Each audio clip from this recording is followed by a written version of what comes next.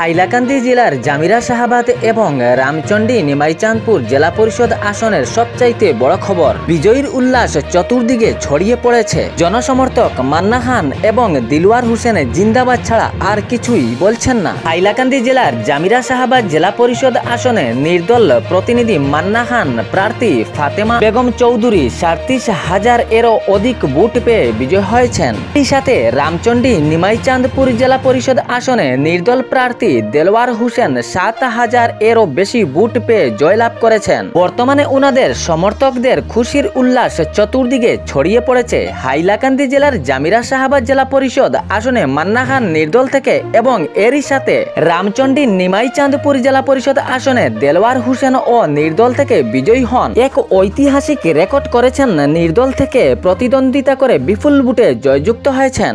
ভিডিওটি শেয়ার করে অন্যদেরও জানার সুবিধা করে দিবেন। ধন্যবাদ।